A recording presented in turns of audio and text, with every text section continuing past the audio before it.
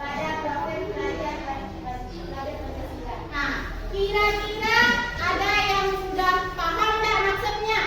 Dari yang dibaca sama Zatira Nova tadi itu, maksud daripada pengertian keyakinan kelas ini sudah bisa dipahami apa belum? Alhamdulillah.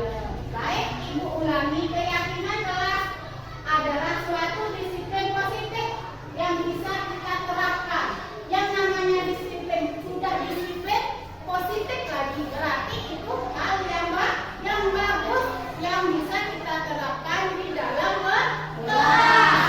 Nah, kenapa? Karena dengan tujuannya yaitu diharapkan dapat mewujudkan pendidikan yang berorientasi kepada profil pelajar Pancasila.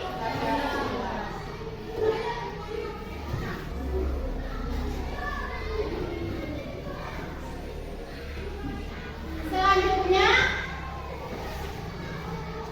apa perbedaan daripada keyakinan kelas dengan peraturan kelas? Jawaban. Apa perbedaan dari keyakinan kelas dengan peraturan?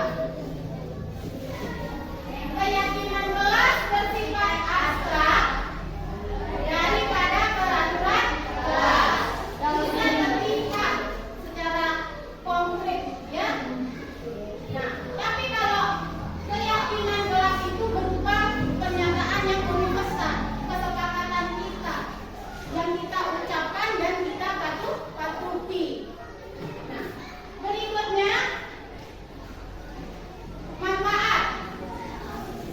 Dan tadi ada tujuan, sekarang apa manfaatnya? Biar kita menyadari betapa pentingnya keyakinan kelas ini kita buat. Nah, manfaat membuat keyakinan kelas. Keyakinan kelas berisi tentang aturan yang membantu guru dan murid bekerja sama. Yang artinya kerjasama itu adalah saling bantu, saling berkolaborasi, bekerja sama, saling bantu, saling dukung. Dalam apa? Dalam menciptakan suasana kelas yang nyaman, yang aman, yang kondusif. Kalau sudah kelas itu nyaman, aman, dan kondusif, maka kita yang menempati kelas itu, kita yang berada di kelas itu akan lebih rileks pikirannya dalam menerima pembelajaran. Pikiran kita akan jadi fresh, segar. Karena apa? Karena kita senang. Karena lingkungan itu nyaman sesuai dengan yang kita mau. Ya. Jadi itulah manfaat daripada keyakinan kelas. Kita bisa bekerja sama, guru dan murid bisa saling berbagi, bisa saling curhat. Apa sih keinginannya? Seperti apa sih proses pembelajaran yang diharapkan? Bukan cuma guru saja yang menentukan. Kalau peraturan itu terkadang sifatnya sebelah pihak. Bisa jadi guru itu sendiri yang menerapkan peraturan dan harus dipatuhi oleh murid.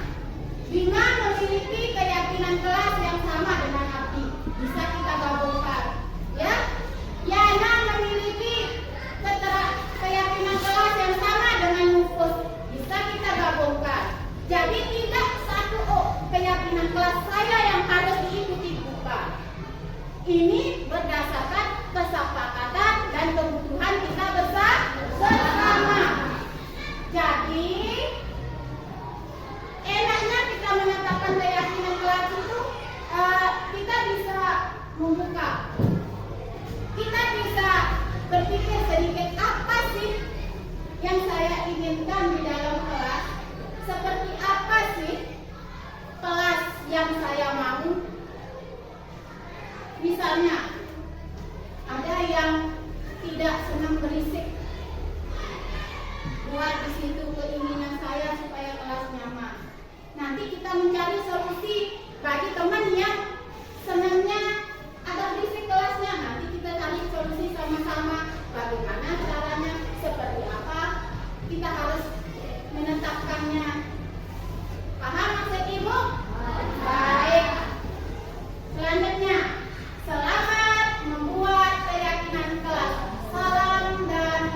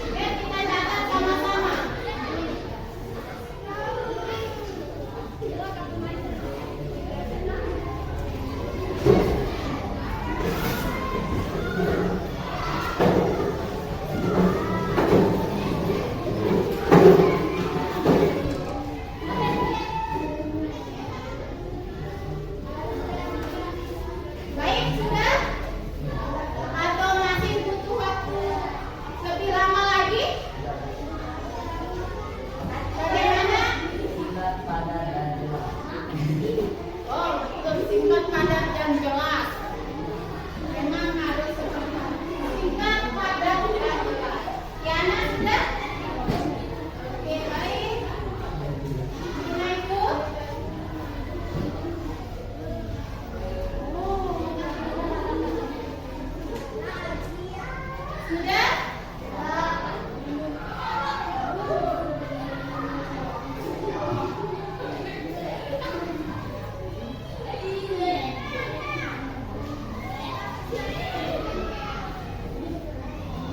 Tidak ada yang perlu ditakutkan untuk membuat keyakinan kelak.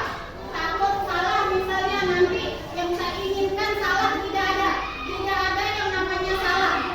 Apapun itu adalah hal yang kita sepakati, itu intinya. Ya, semua bisa dilakukan, semua bisa kita terapkan. Ya.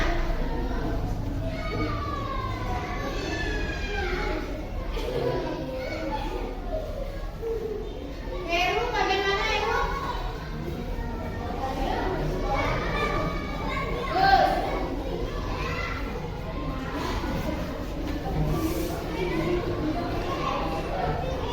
Ada yang senyum-senyum ini, senyum-senyum baca keyakinan kelasnya, senyum-senyum baca keyakinannya. Ada apa dengan keyakinan itu? Ibu jadi bertanya-tanya, tanda tanya besar. Ada apa dengan keyakinannya? Kok tumben senyum-senyum sendirian?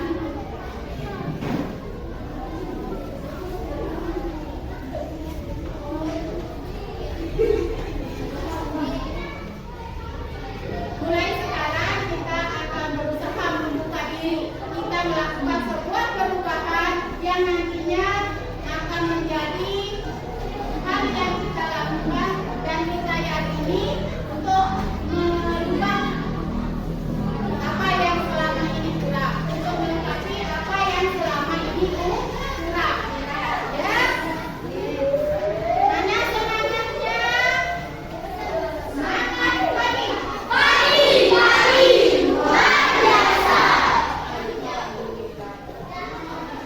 Sudah, bagi yang sudah silakan ditempel dulu. Hasilnya ditempel ini. Ditempel dulu. Ditempel masing-masingnya, ditempel masing-masing. Bolehlah ke bawah biar bisa contohnya kata jangan. Kalau kata jangan itu kita jadikan keyakinan, maka di sini akan tersimpan yang negatif. Kalau jangan itu cenderung ke apa?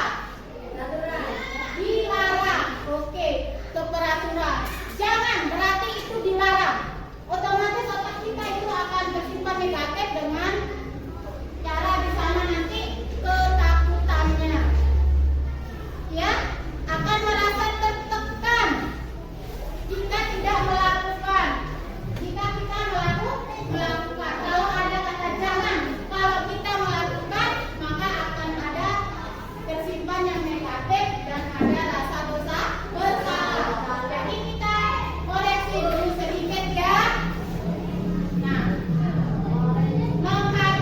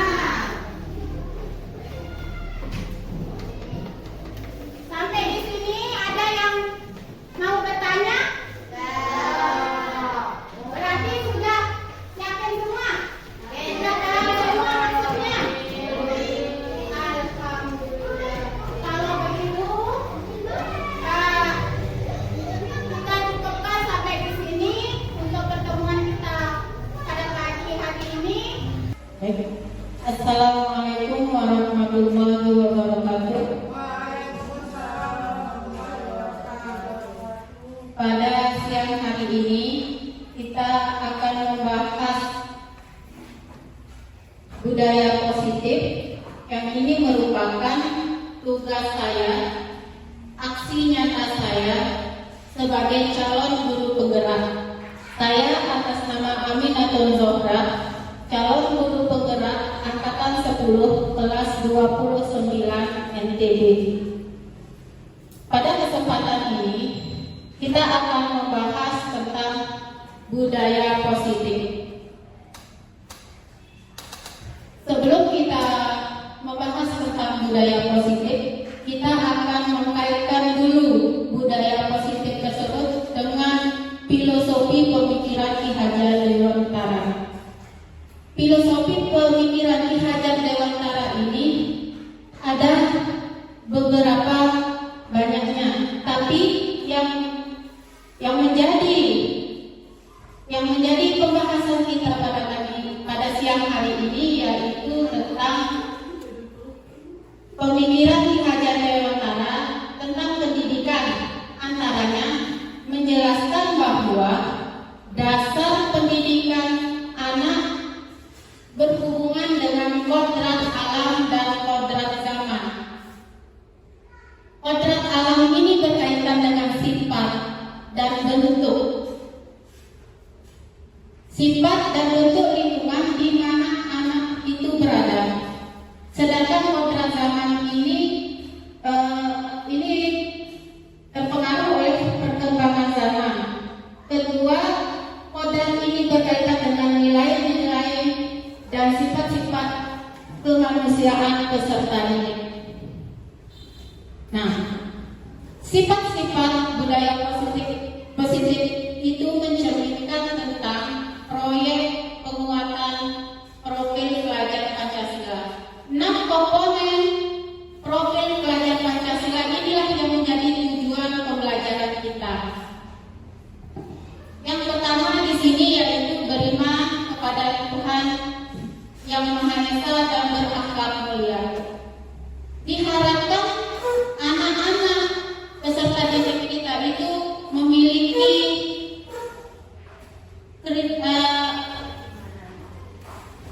karakteristik beriman, bertakwa kepada Tuhan yang Maha Esa dan berakhlak mulia. Semua kita memiliki kepercayaan, semua kita memiliki Tuhan yang menciptakan. Kita yakini adanya Tuhan. Itu yang diharapkan dalam profil pelajar Pancasila. Dan selanjutnya, mandiri. Generasi penerus kita diharapkan memiliki sifat yang mandiri, tidak tergantung pada orang lain. Selanjutnya, bernalar kritis. Bernalar kritis di sini memiliki kecerdasan, memiliki kemampuan dari segi pengetahuan. Di sini kreatif. Kreatif ini sama halnya, tapi di sini dia mampu mengeluarkan ide-ide cemerlangnya di sini. Nah, di sini bergotong royong. Gotong royong dalam segala hal, berkolaborasi, berkebinekaan global. Selanjutnya, baru akan kita membahas tentang budaya positif di sekolah. Seorang guru yang menginginkan perubahan dalam pendidikan, maka harus memiliki kemampuan untuk menciptakan budaya positif di sekolahnya. Dalam menciptakan budaya positif di sekolah, maka perlu seorang guru itu menerapkan konsep-konsep inti seperti disiplin positif, motivasi perilaku manusia, hukuman. Ini yang dalam motivasi perilaku manusia ini ada berupa hukuman dan ada berupa penghargaan. Di sini, motivasi ini akan terjadi jika dua ini muncul kesalahannya. Nah, posisi kontrol. Posisi kontrol, restitusi keyakinan sekolah atau keyakinan kelas, segitiga restitusi dalam menyelesaikan masalah. Ini disiplin positif yang kita harapkan. Disiplin positif merupakan apa itu disiplin positif? Disiplin positif merupakan cara penerapan disiplin yang mengajarkan murid untuk bertanggung jawab terhadap dirinya sendiri. Di sini anak kita tuntut bisa mempertanggungjawabkan dirinya sendiri sehingga tercermin tadi yang mandiri yang ada di profil pelajar Pancasila. Berdasarkan nilai kebajikan yang dianut, berdasarkan nanti norma-norma yang ada di masyarakat, norma-norma yang ada di agama. Disiplin positif lebih ke arah disiplin diri yang dapat mengontrol diri sendiri dalam melakukan tindakan.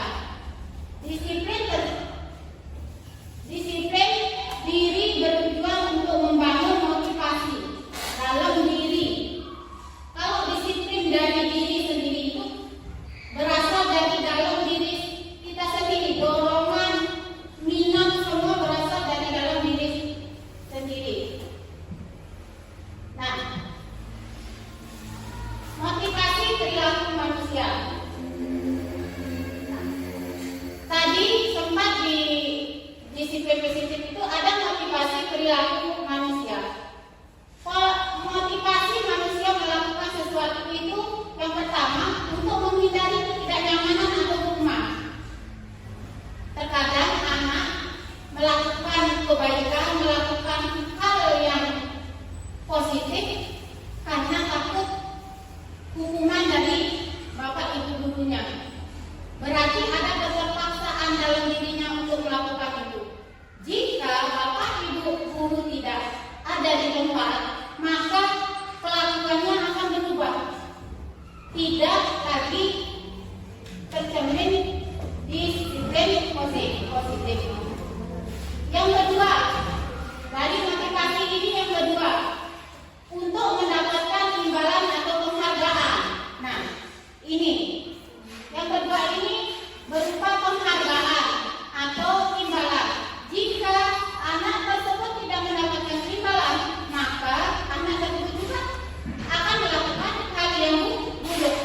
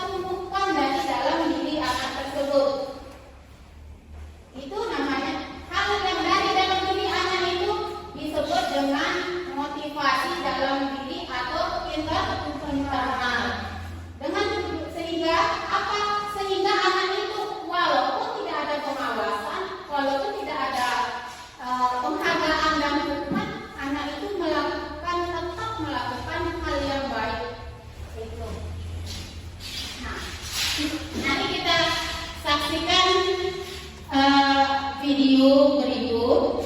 Tapi sebelumnya, kira-kira ibu-ibu pernah melakukan pembiasaan disiplin positif kepada anak? Nah, kalau pernah, posisi ibu dalam menerapkan disiplin positif itu berada pada posisi apa kira-kira? Di sini ada posisi kita sebagai penghukum, pembuat merasa bersalah. Terus di situ juga ada pengontrol dan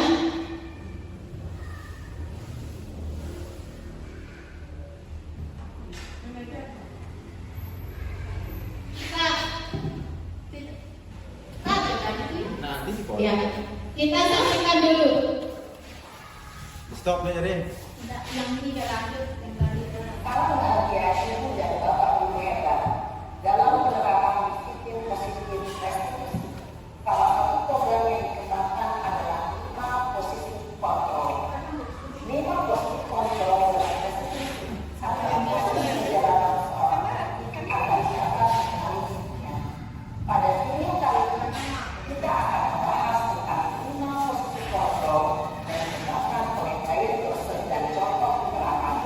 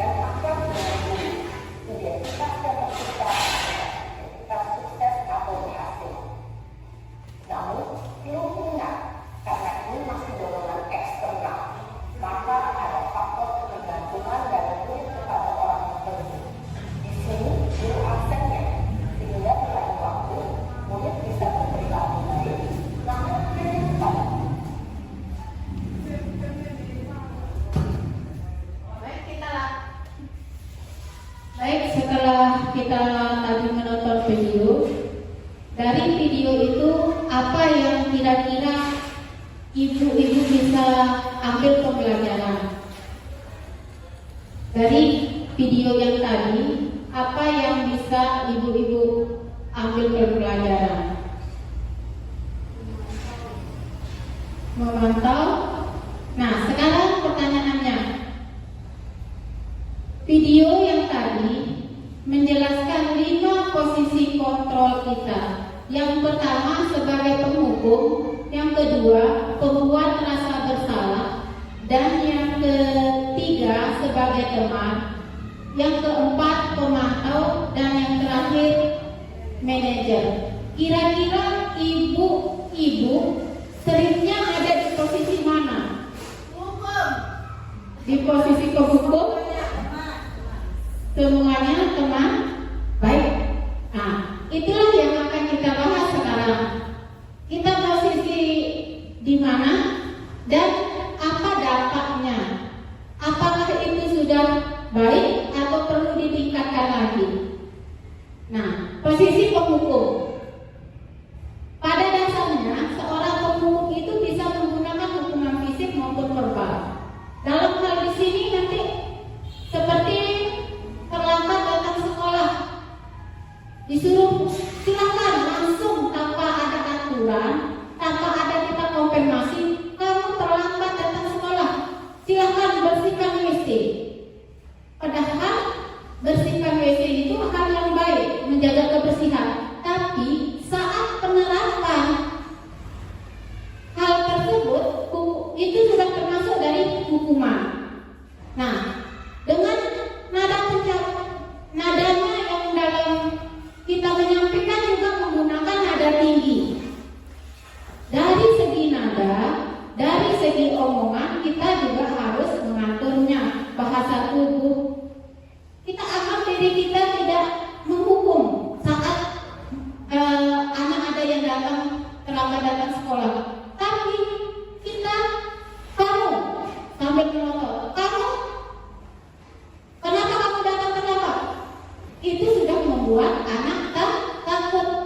Nah, kemungkinan di sini murid marah dan dendam.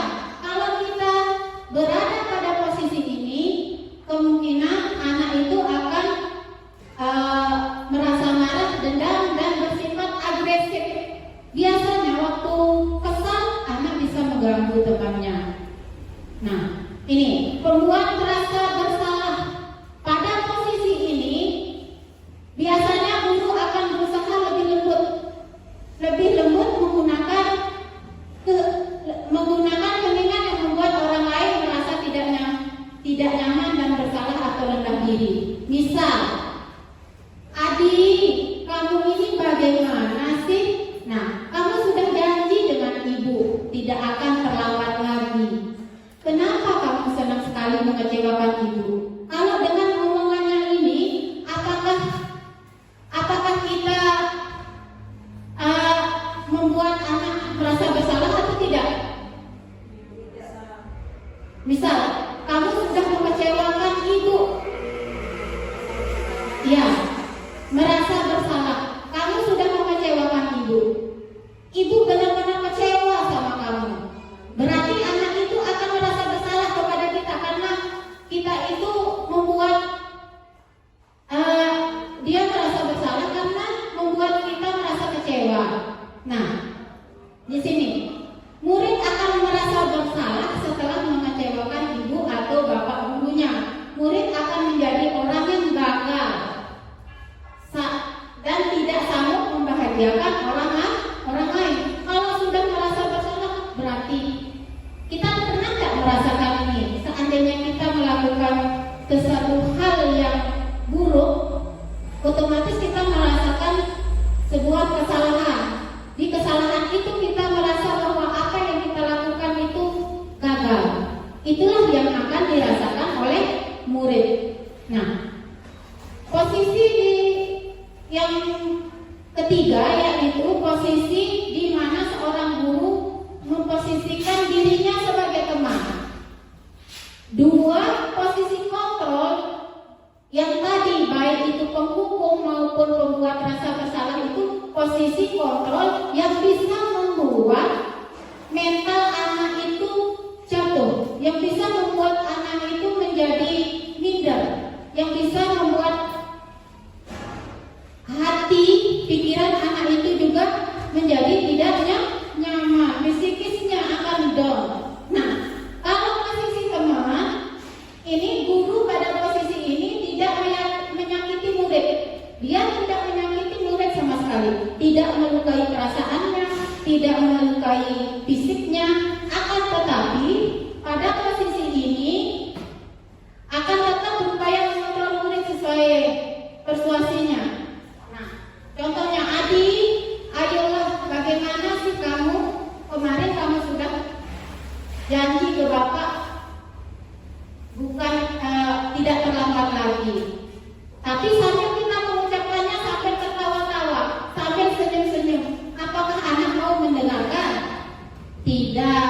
Nah, positifnya di sini berupa hubungan baik yang terjalin antara guru dan murid. Itu positifnya kalau posisi teman. Anak tersebut akan sayang sama kita, akan baik sama kita. Nah, negatifnya murid itu menjadi ketergantungan kepada guru itu, hanya guru itu. Di saat guru itu tidak masuk, maka murid itu juga tidak akan berbuat positif lagi. Karena apa? Karena tidak ada guru yang mereka senangi. Itu sebabnya posisi teman ini juga dihindari, ya. Nah, selanjutnya posisi pemantau. Memantau berarti mengawasi. Pada saat kita mengawasi, kita bertanggung jawab atas perilaku orang-orang yang kita awasi. Posisi pemantau berdasarkan pada peraturan dan konsekuensi. Murid memahami konsekuensi yang harus dijalankan karena telah melanggar salah satu peraturan sekolah. Guru tidak menunjukkan satu emosi yang berlebih. Di sini posisi pemantau ini, guru itu hanya mengawasi, tidak berlebihan dalam marahnya, tidak berlebihan dalam akrabnya sama teman, datar saja mukanya. Posisi pemantau ini biasanya fokusnya pada penerapan peraturan sekolah. Jadi akan datar saja apa yang sudah ditetapkan di sekolah, itu jadi undang-undangnya. Nah, berikutnya manajer. Nah, diharapkan semua guru itu berada di posisi manajer, posisi di mana guru berbuat sesuatu bersama murid. Nah, disinilah tempatnya kita menerapkan disiplin positif. Guru dan murid bekerja sama, guru dan murid berkolaborasi. Jika terjadi hal ini, maka diajarkan lingkungan sekolah itu akan lebih baik, lebih kondusif, lebih aman, dan lebih nyaman. Di sini posisi sebagai manajer. Dengan mempersilahkan murid mempertanggungjawabkan perilakunya. Apa yang mereka lakukan, apa yang mereka kerjakan harus bertanggungjawabkan dengan apa? Dengan apa konsekuensi yang telah kita sepakati. Nah, mendukung murid akan dapat menemukan solusi atas permasalahannya sendiri. Tugas seorang manajer bukan untuk mengatur perilaku seseorang, tapi membimbing murid untuk dapat mengatur dirinya sendiri. Karena yang namanya manusia itu tidak ada manusia itu yang bisa kita atur, yang bisa kita yang bisa kita kontrol. Kita tidak bisa mengontrol murid kita tidak bisa mengontrol siapapun itu jika orang itu atau murid kita itu tidak mau membuka diri untuk dikontrol. Apapun kondisinya, kita bisa berbangga. Saya sudah bisa ajarkan murid, saya sudah bisa murid itu takut sama saya. Tapi bukan berarti guru itu berhasil, bukan. Tapi bagaimana penerapannya ke depan? Seperti apa pola penerapannya itu? Anak di saat mau dikontrol, itu berarti anak itu membuka diri. Contoh sekarang, Ibu Mardiana. Ada hal yang dia genggam keras, yang genggam kuat. Misalnya prinsipnya dia genggam, dia itu menganggap prinsipnya itu hal yang paling dia harus lindungi. Benar enggak, Bu? Nah, di saat ada seseorang masuk yang menyinggung prinsipnya ini, yang meminta Bu Diana untuk merubah prinsipnya ini, atau untuk membuka prinsipnya ini untuk orang lain, apakah Bu Mardiana akan setuju? Jawabannya belum tentu, bisa iya, bisa tidak. Sekarang misalnya Bu Diana prinsipnya akan dipegang, tapi dengan kita bujuk, dengan kita mengatakan yang benar, yang membuat dia tertarik, yang membuat dia simpati, dengan sendirinya Bu Diana lah yang menentukan prinsip itu dibuka. Tapi kalau memang sudah semacam cara kita gunakan, tapi tetap Bu Mardiana itu tidak mau membuka prinsipnya itu, otomatis tidak akan bisa untuk kita membuka secara paksa. Itulah maksudnya. Anak bisa kita kontrol, anak bisa kita ajar, karena mereka yang membuka diri mereka untuk apa? Untuk mau dikontrol. Nah, keyakinan kelas atau sekolah.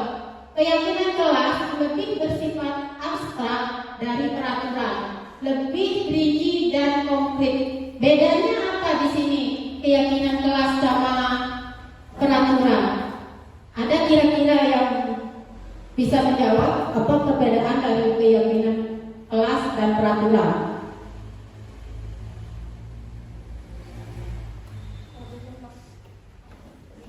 Iya. Kalau keyakinan dia baik, karena ini merupakan hal yang baru, jadi mungkin masih baru karena sifatnya agak mirip-mirip. Jadi baik, saya jelaskan. Keyakinan kelas di sini adalah apa perbedaannya? Keyakinan kelas di sini adalah sebuah keyakinan yang ditetapkan bersama, sebuah kayak kita komitmen yang dilakukan atas kesepakatan bersama. Apa di sini dengan murid dengan guru, murid dengan murid, maupun guru dengan kepala sekolah. Dalam kelas kita bisa membuat keyakinan kelas ini berupa hal apa yang akan dilakukan di saat proses pembelajaran, apa yang akan dilakukan dan apa yang tidak dilakukan. Itu kita tetapkan bersama, kita bicarakan dengan anak secara bersama juga. Nanti hasil dari pemikiran atau keinginan anak itu kita jaring dia, pemikiran dan kemauan anak itu kita jaring. Silahkan mengeluarkan pendapatnya untuk anak untuk mengeluarkan pendapat. Setelah mengeluarkan pendapat, kita koreksi apa yang ditulis oleh anak. Jangan sampai yang ditulisnya itu membuat konten-konten yang negatif. Harus kontennya positif. Jangan ada kata jangan. Tidak boleh ada kata jangan. Misal, jangan membuang sampah sembarangan. Itu tidak boleh. Dalam IKM itu tidak boleh. Yang boleh, buanglah sampah pada tempatnya. Itu dikoreksi. Ya. Nah, lanjut. Keyakinan kelas bukan pernyataan universal. Pernyataan keyakinan kelas senantiasa dibuat dalam bentuk positif, seperti yang saya jelaskan tadi, dalam bentuk positif. Keyakinan kelas hendaknya tidak terlalu banyak sehingga mudah diingat dan dipahami. Usahakan keyakinan kelas itu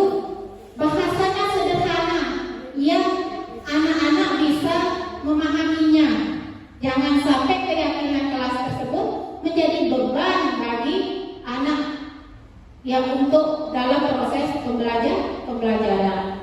Nah, semua keyakinan kelas sebaiknya sesuatu yang dapat diterapkan di lingkungan tersebut. Keyakinan kelas itu yang bisa diterapkan di lingkungan. Semua warga kelas hendaknya ikut berkontribusi dalam membuat keyakinan kelas. Bersedia meninjau kembali keyakinan kelas dari waktu ke waktu. Nah, segitiga restitusi. Di sini untuk memperoleh keyakinan kelas itu ada turunannya langsung menjadi sebuah segitiga restitusi. Segitiga restitusi, suatu dialog yang dijalankan oleh guru atau orang tua terhadap murid agar dapat menghasilkan murid yang mandiri dan bertanggung jawab. Dalam segitiga restitusi ini, seorang guru harus memposisikan diri pada posisi manajer dulu. Dalam segitiga restitusi, tidak bisa kita memposisikan diri kita sebagai penghukum, karena di sini melibatkan anak langsung. Dalam menentukan keputusan melibatkan anak langsung. Jadi kita tidak boleh memposisikan diri kita dalam posisi penghukum atau pembuat rasa bersalah. Nah, di sini ada video segitiga restitusi.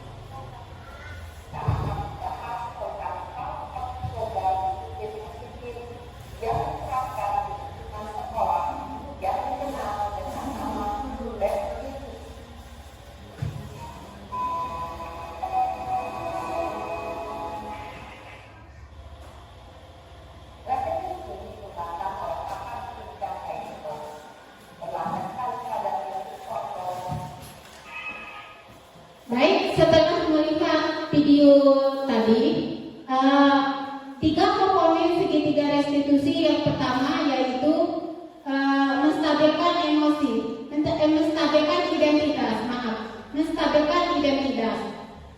Yang mana namanya menstabilkan identitas? Bagian dasar dari segitiga restitusi bertujuan untuk mengubah identitas anak dari orang yang gagal karena melakukan kesalahan menjadi orang yang sukses. Itu menstabilkan identitas. Kalimat pada tahap ini, berbuat salah itu tidak apa-apa. Kita menstabilkan dulu emosinya anak untuk menstabilkan identitas mereka. Berbuat salah itu tidak apa-apa. Tidak ada manusia yang sempurna. Nah, ini tidak ada manusia yang sempurna. Wajar orang melakukan kesalahan. Seolah-olah seperti itulah kita menstabilkan identitas anak dulu. Saya juga pernah melakukan kesalahan seperti itu. Karena kita juga manusia, kita mencontohkan sama anak. Ibu juga pernah melakukan hal yang sama, membuat kesalahan. Yang berikutnya yaitu validasi tindakan yang salah. Segitiga restitusi yang kedua yaitu validasi tindakan yang salah. Setiap tindakan yang kita lakukan dengan suatu tujuan yaitu memenuhi kebutuhan dasar anak. Kalau kita memahami kebutuhan dasar, apa yang menjadi dasar kebutuhan ini, maka kita bisa menentukan cara-cara yang efektif untuk memenuhi kebutuhan tersebut, kebutuhan dasar manusia. Nah, lanjut menanyakan keyakinan. Anak akan siap untuk dihubungkan dengan nilai-nilai yang dia percaya dan berpindah menjadi orang yang dia inginkan. Kalimat dalam tahap 3 ini seperti apa? Nah, contohnya apa yang kita percaya sebagai kelas di kelas atau dalam keluarga. Nilai apa nilai umum yang kita telah sepakati? Di sini nanti bisa ditanyakan keyakinan pimpinan kelas apa yang yang anak itu telah sepakati dengan kita? Apa bayangan kita tentang kelas yang ideal? Kamu mau jadi orang seperti apa? Nah, demikian mungkin penjelasan saya agak terburu-buru, agak kurang bagus atau seperti apa, tapi inilah ini materi yang bisa kita terapkan dalam proses pembelajaran dan di sekolah. Semoga materi ini ada manfaatnya. Kurang lebihnya saya mohon maaf. Wabillahi taufiq